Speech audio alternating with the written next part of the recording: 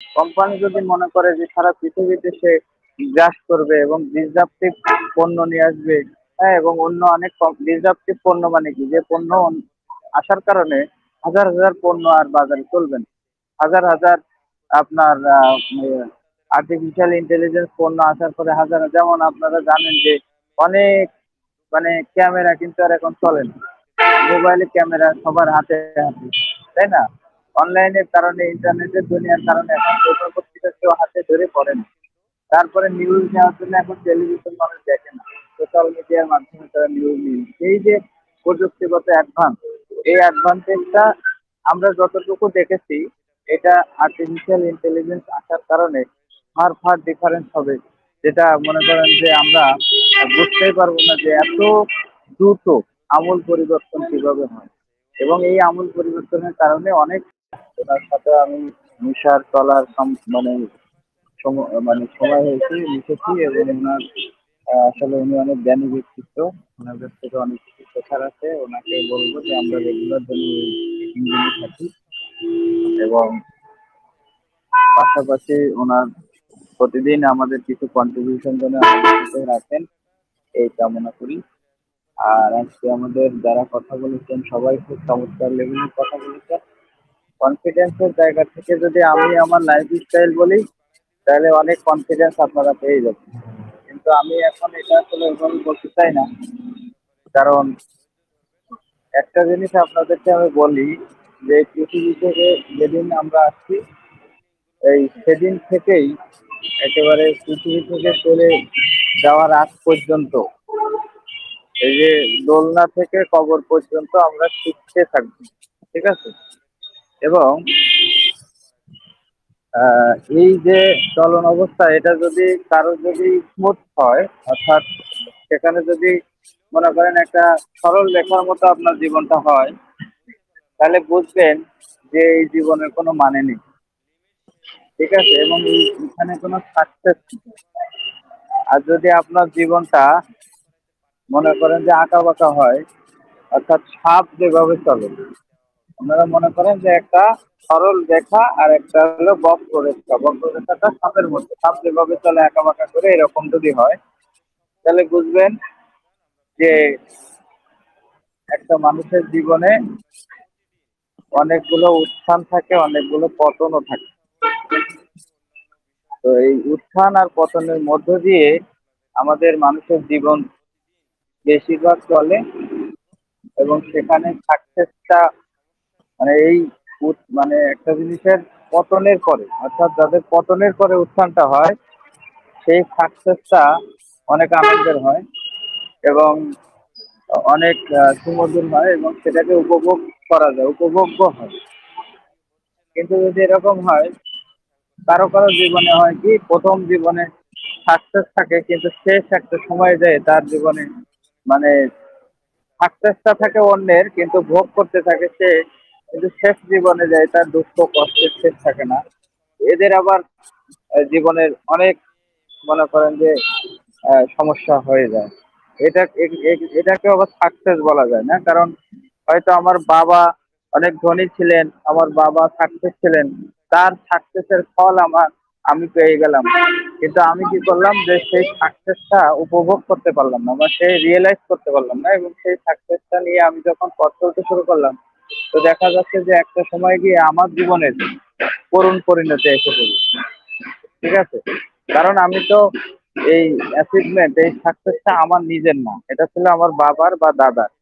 তো যার কারণে আমি, আমার সাকসেস রেট নাই, এবং আমি এই তাদের সাকসেসটাকে আমি শেষ করে দিয়ে আমার জীবনে ভরাডুবি বা পরাজয় আনছি, এরকমও হয়।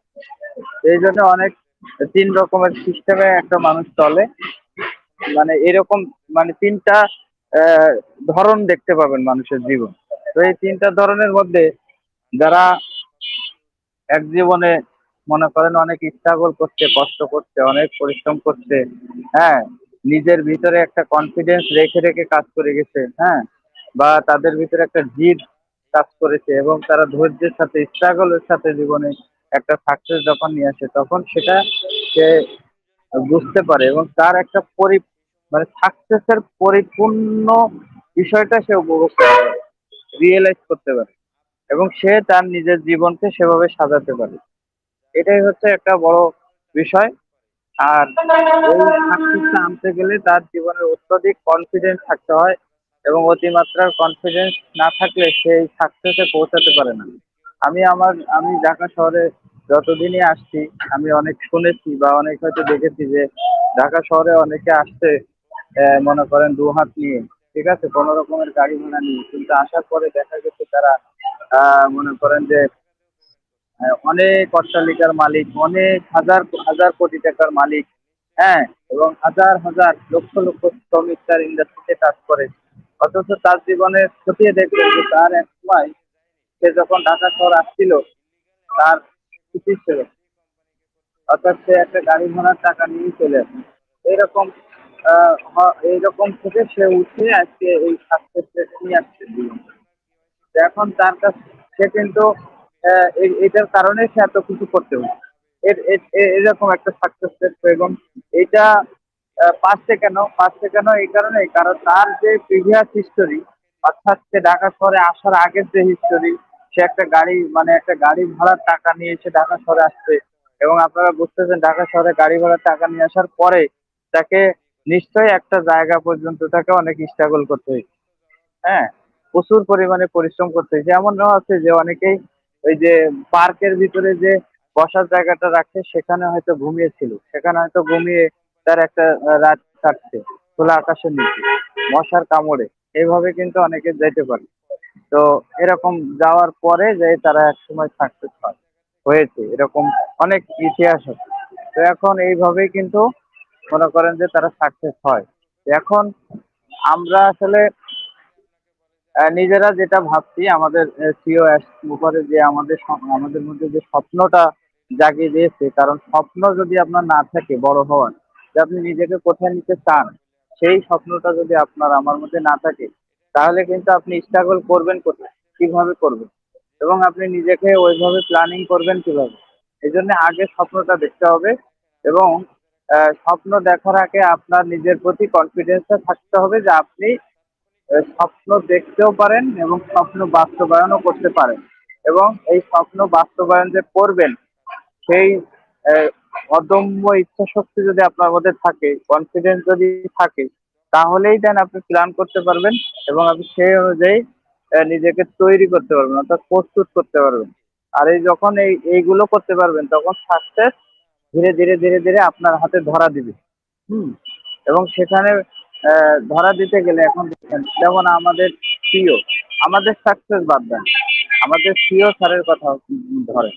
আমাদের সিও স্যার যে আমাদের যে এই যে আর্টিফিশিয়াল ইন্টেলিজেন্স যুক্ত যে কোম্পানি, এবং সেখানে যে সে মানবতার কাজ করবে, বহু লোকের মনে করেন ফাইন্যান্সিয়াল ফ্রিডম আনবে, তার যে প্ল্যানিং, সেই প্ল্যানিং বাস্তবায়নের ক্ষেত্রে সে কিন্তু কনফিডেন্ট। তার কথা যখনই শুনবেন দেখবেন তার মধ্যে কোনো কোনো ধরনের ভয় ভীতি কিছুই কাজ করে না।